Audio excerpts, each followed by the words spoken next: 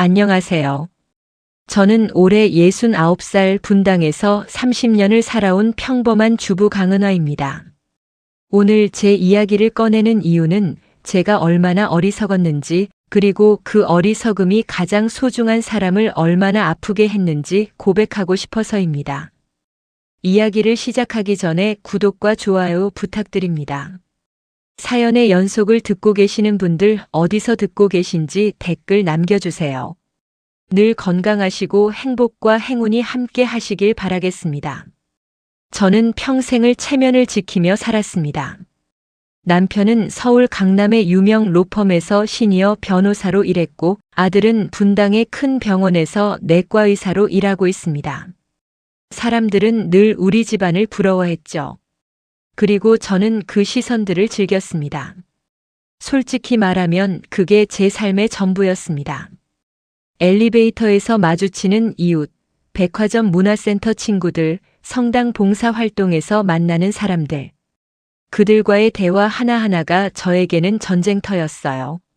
누가 더 나은 삶을 사는지, 누구 집안이 더 품이 있는지. 보이지 않는 그 경쟁에서 저는 절대 뒤처지고 싶지 않았습니다. 그런 제게 단 하나의 약점이 있었습니다. 바로 제 며느리 36살의 이유림이었습니다. 유림은 분당의 한 입시학원에서 상담 업무를 맡고 있었어요. 요즘 시대에는 평범한 직업이지만 제 눈에는 늘 못마땅했습니다. 친구들과 모임에서 이런 이야기들이 오갈 때마다 저는 속이 탔어요. 우리 며느리는 판사거든. 요즘 승진 준비 중이래. 우리 며느리는 대기업 부장이야. 해외 출장도 자주 가고. 그럴 때마다 저는 애써 웃으며 우리 며느리는 학원에서 일해요라고 말했습니다. 그 말 뒤에 늘 씁쓸함이 남았죠. 학원 상담직이라니. 그것도 동네 보습 학원에서요. 저는 속으로 자격지심에 시달렸습니다. 남들은 모르겠지만 저 자신은 알고 있었어요. 제가 며느리를 부끄러워하고 있다는 걸. 더 답답했던 건 유림의 태도였습니다. 출산 후에도 일을 계속하겠다고 고집을 부렸고, 손주 태훈을 제게 맡기지 않고 어린이집에 보냈어요. 저는 그게 저를 믿지 못해서라고 생각했습니다. 아니, 어쩌면 저를 무시해서일지도 모른다고 의심했죠. 유림은 늘 정중했습니다. 하지만 그 정중함 뒤에 숨은 거리감이 저를 불편하게 만들었어요. 저는 그 거리감을 며느리가 저를 싫어하는 거구나로만 해석했습니다. 제가 먼저 며느리를 밀어내고 있다는 건 생각하지 못했죠. 저는 매일 아침 거울 앞에서 옷차림을 점검했습니다. 흐트러진 곳 하나 없이 단정한 모습. 그게 제가 세상에 내보이는 유일한 얼굴이었어요. 하지만 그 얼굴 뒤에는 불안과 초조함이 숨어 있었습니다. 제가 지켜온 체면이 무너질까봐. 남들에게 우습게 보일까봐. 지금 돌이켜보면 저는 정말 어리석었습니다. 가장 소중한 것을 지키려다 가장 소중한 사람을 잃을 뻔했으니까요. 최근 몇 달 동안 유림의 모습이 이상했습니다. 눈 밑에는 짙은 다크서클이 내려앉아 있었고, 마치 누군가에게 맞은 것처럼 퍼렇게 멍들어 보였어요. 입술은 바싹 말라 있었고 얼굴은 점점 야위어 갔습니다. 유림은 매일 아침 7시에 새 살배기 태훈을 어린이집에 데려다주고 저녁 6시가 넘어서야 데리러 갔어요. 퇴근 후에도 집에서 노트북을 펼쳐놓고 서류 정리를 했습니다. 주말에도 마찬가지였죠. 그런데 저는 그 모습을 보면서 뭐라고 생각했을까요? 부끄럽지만 솔직히 말씀드리겠습니다. 저는 저렇게 피곤할 거면 그만두지. 애나 제대로 돌보든가라고 생각했어요. 며느리의 고단함을 이해하려 하지 않았습니다. 그저 능력이 부족한 거라고만 여겼죠. 어느 날 저녁이었습니다. 거실에서 유림이 태훈에게 밥을 먹이는 모습을 지켜봤어요. 그런데 유림의 손이 떨리고 있더군요. 숟가락을 들어 올리는 동작조차 불안정했습니다. 태훈이 밥을 흘리자 유림은 잠시 멈춰서서 눈을 감았어요. 깊게 숨을 고르는 것 같았습니다. 그리고는 다시 아무렇지 않은 듯 웃으며 아이의 입가를 닦아줬어요. 저는 그 모습을 보면서도 왜 저렇게 예민하게 구나라고만 생각했습니다. 며느리가 무언가와 싸우고 있다는 걸 전혀 눈치채지 못했어요. 유림은 제 앞에서 늘 조심스러웠습니다. 말을 꺼낼 때마다 눈치를 보았고 한 발짝 물러서서 대화했어요. 저는 그걸 예의라고 생각했어요. 하지만 지금 생각해보니 그건 예의가 아니라 두려움이었습니다. 유림은 이 집에서 환영받지 못한다는 걸 알고 있었던 거예요. 제 시선 하나하나가 평가였고 유림은 그 평가에서 늘 낙제점을 받는다고 생각했을 겁니다. 저는 그 사실을 너무 늦게 알았어요. 어느 주말 오후였습니다. 유림이 태훈과 놀아주다가 갑자기 화장실로 뛰어들어갔어요. 저는 문틈 사이로 이상한 소리를 들었습니다. 거친 숨소리, 억누르는 울음 같은 것. 하지만 몇 분 후 유림은 다시 아무렇지 않은 얼굴로 나와 태훈에게 미소를 지어 보였습니다. 저는 점점 이상함을 느끼기 시작했어요. 며느리의 웃음이 너무 공허했습니다. 눈빛은 텅 비어 있었고 대화할 때도 초점이 흐려지는 순간들이 있었어요. 하지만 저는 여전히 그걸 나약함으로만 해석했습니다.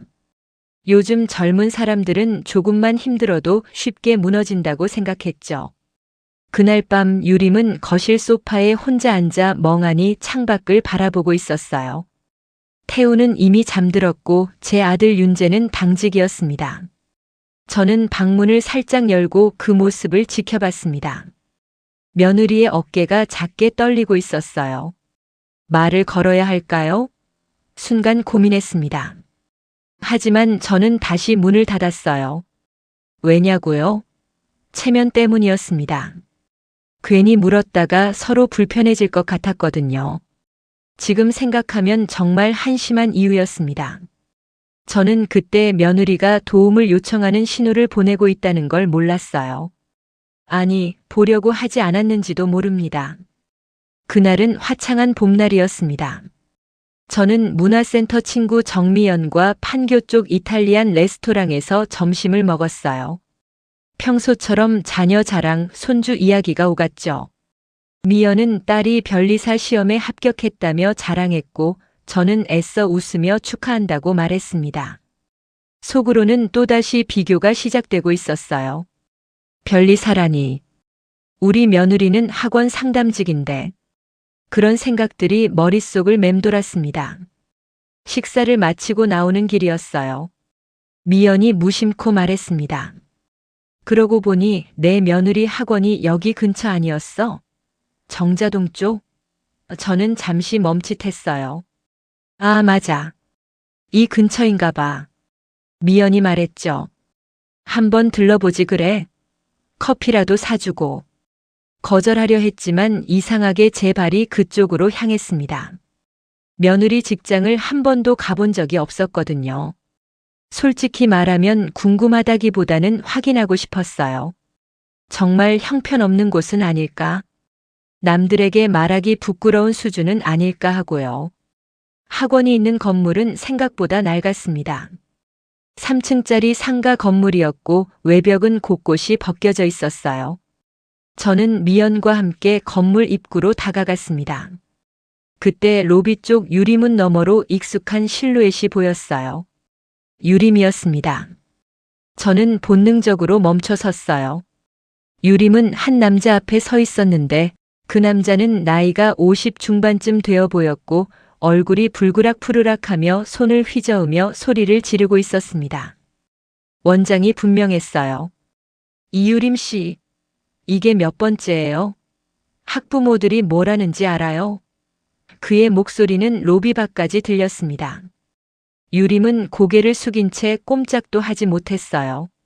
손은 바지 옆선을 꽉 쥐고 있었고 어깨는 굳어 있었습니다. 원장은 책상을 쾅 하고 내리쳤어요. 그 소리에 제 심장도 덩달아 쿵 내려앉았습니다. 이러다 원생 다 빠져나가면 누가 책임질 건데요? 유림의 입술이 파르르 떨렸어요. 대답을 하려는 듯 했지만 목소리가 나오지 않는 것 같았습니다. 그때였습니다. 로비에 다른 학부모 한 명이 나타났어요. 중년 여성이었습니다. 원장은 유림을 향해 턱짓을 했어요. 어서 사과 안 해요? 그 다음 장면을 저는 평생 잊을 수 없을 겁니다. 유림이 천천히 마치 기계처럼 무릎을 꿇었어요. 학부모 앞에서, 로비 한가운데에서, 사람들이 오가는 그곳에서요. 저는 숨이 막혔습니다. 미연이 제 팔을 잡았어요. 은화야, 저기. 내 며느리 아니야? 저는 대답할 수 없었어요. 그저 멍하니 그 장면을 바라볼 뿐이었습니다. 늘 조용하고 차분하고 단정한 줄만 알았던 제 며느리가 저렇게 무릎을 꿇고 있었어요. 사람들 앞에서, 아무도 막아주지 않는 그곳에서 유림의 어깨가 작게 흔들렸습니다. 울고 있는 것 같았어요. 저는 그 자리에서 발이 떨어지지 않았습니다. 가슴 한쪽이 무너지는 느낌이었어요. 제가 그렇게 못마땅하게 여겼던 며느리의 직장이 이런 곳이었다니. 며느리가 이런 대우를 받으며 일하고 있었다니. 그 순간 저는 깨달았습니다. 제가 며느리에게 얼마나 무심했는지를. 집으로 돌아오는 내내 저는 한마디도 하지 못했습니다. 미연이 몇 번이나 말을 걸었지만 제대로 듣지 못했어요. 머릿속에는 며느리가 무릎 꿇던 그 장면만 계속 재생되고 있었거든요. 로비 바닥에 닿은 무릎, 떨리던 어깨, 텅 빈 눈빛. 그것들이 끊임없이 되살아났습니다. 현관문을 열고 들어서자 거실에서 웃음소리가 들렸어요. 유림이 태훈과 함께 블록을 쌓고 있었습니다. 태훈아, 여기 이렇게 올려봐. 그렇지, 잘했어. 유림의 목소리는 밝았어요.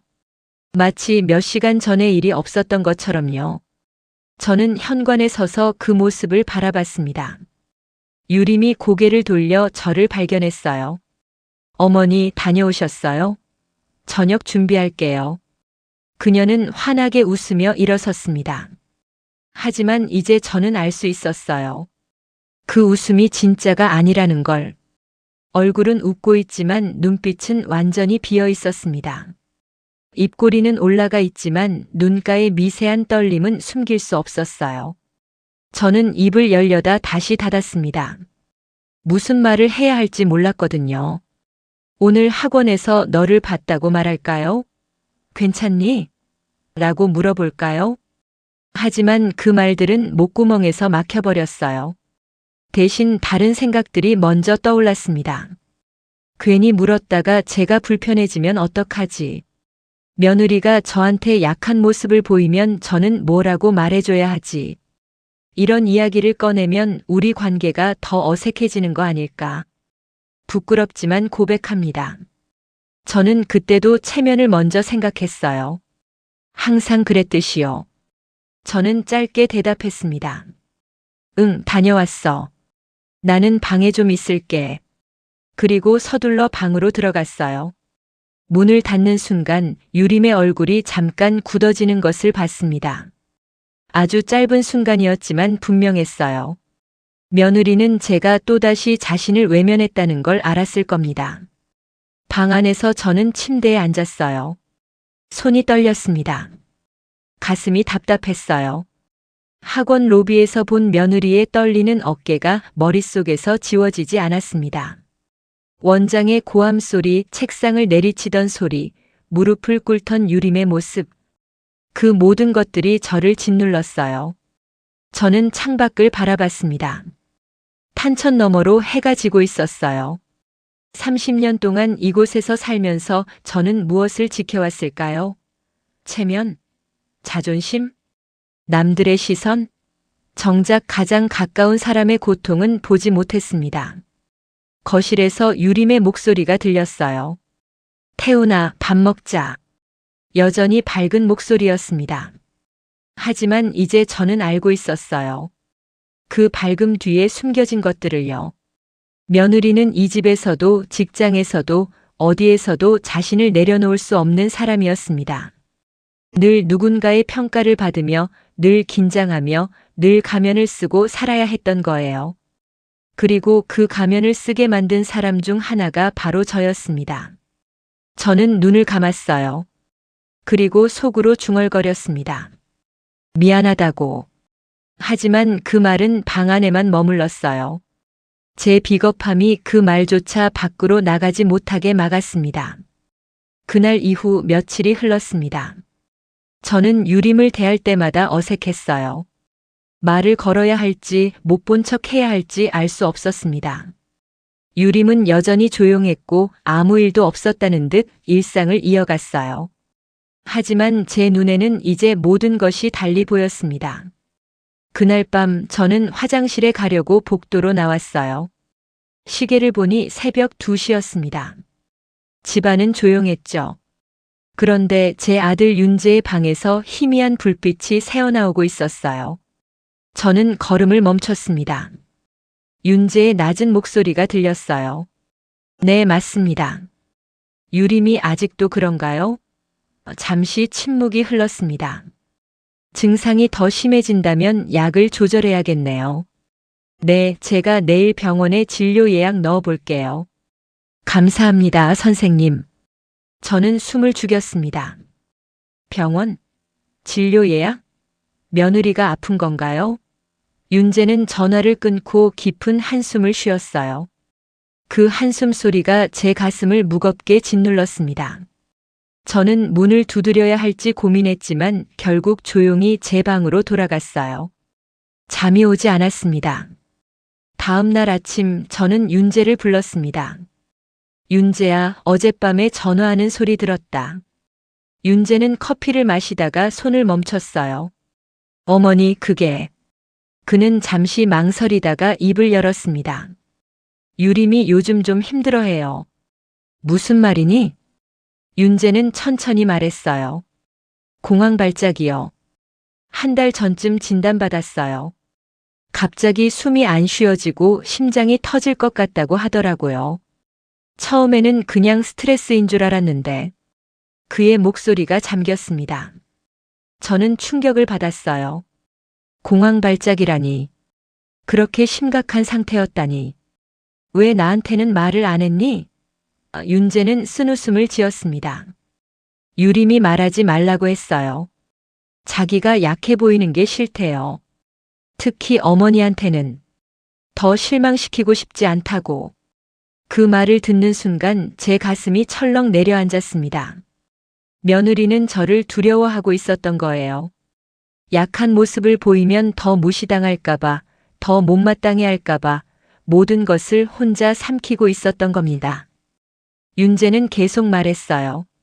그리고 어머니, 더 심각한 게 있어요. 그는 휴대폰을 꺼내 무언가를 검색했습니다. 이거 SNS에서 아직도 돌고 있어요. 유림이 학원에서 무릎 꿇은 영상. 저는 화면을 봤습니다. 흐릿한 화질이었지만 분명했어요. 로비 한가운데에서 무릎 꿇고 있는 유림의 모습. 댓글들이 달려 있었습니다.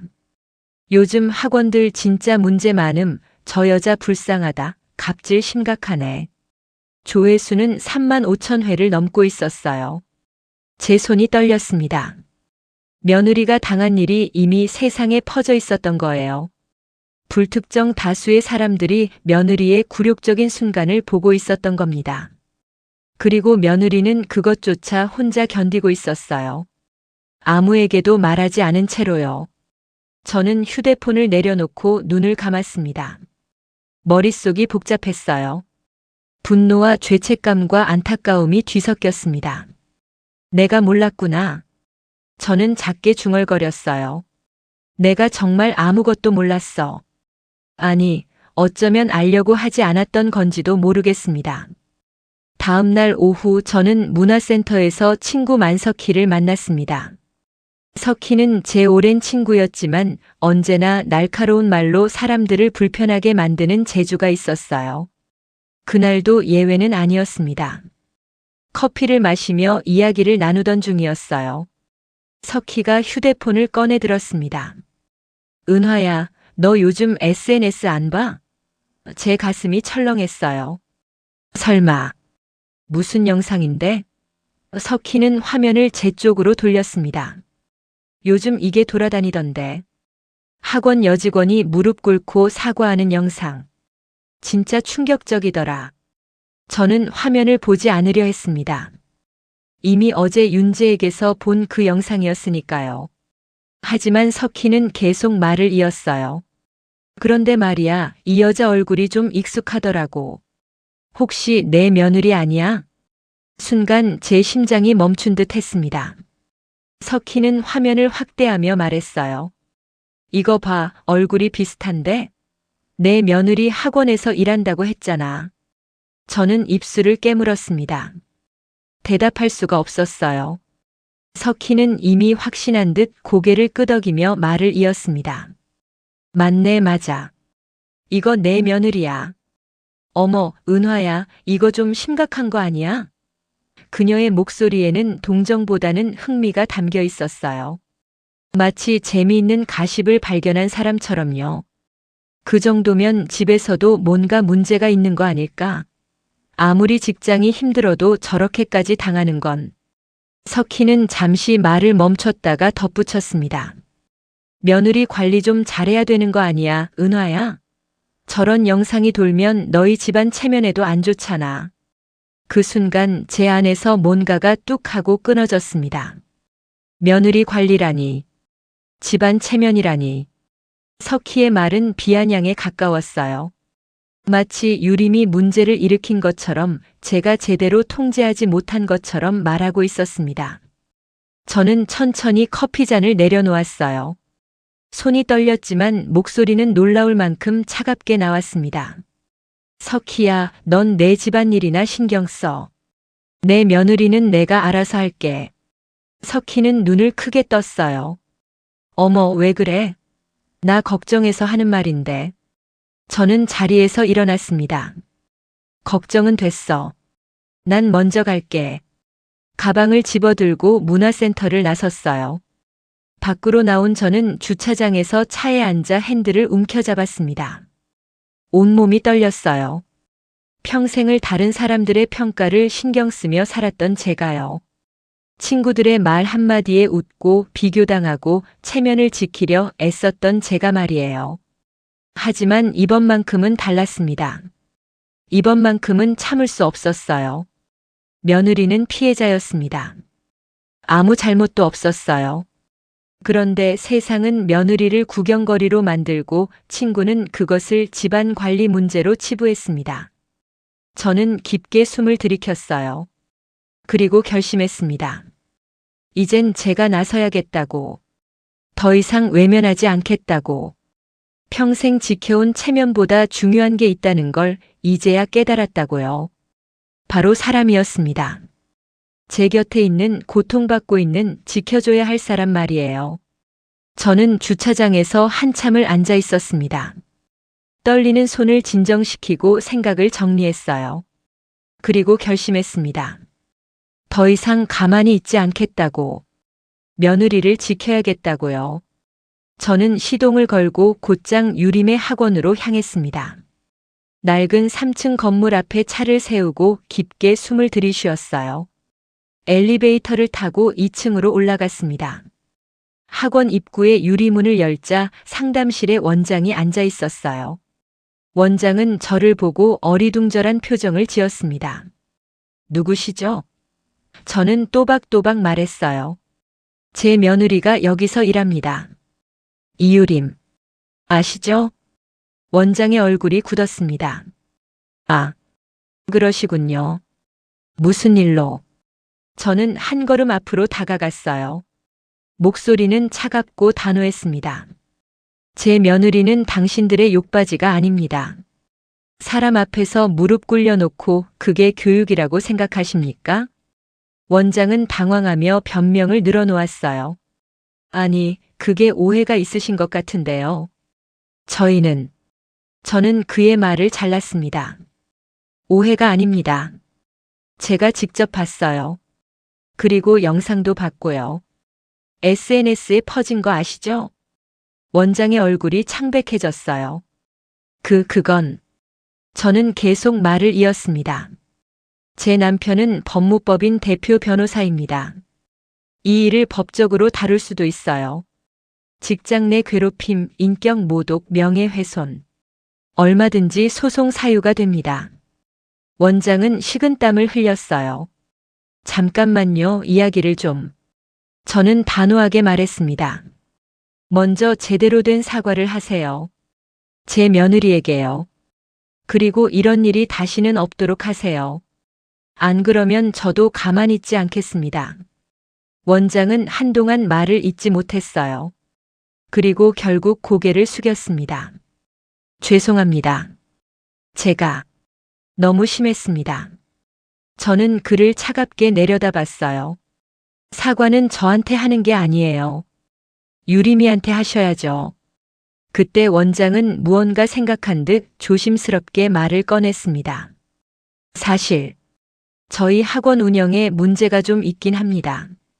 그는 책상 서랍을 열어 서류 몇 장을 꺼냈어요. 원생 환불 처리도 제대로 안 되고 강사 급여도 밀렸어요. 저도 본사 압박에 시달리고 있어서 저는 서류를 받아들었습니다. 허술한 회계장부, 제대로 처리되지 않은 환불 내역, 급여 미지급 기록들. 학원 운영은 정말 엉망이었어요. 유림은 그 모든 책임을 뒤집어 쓴 희생양이었던 겁니다. 이 서류들 제가 가져가도 되겠습니까? 원장은 고개를 끄덕였어요. 어차피 숨길 수도 없는 상황이었죠.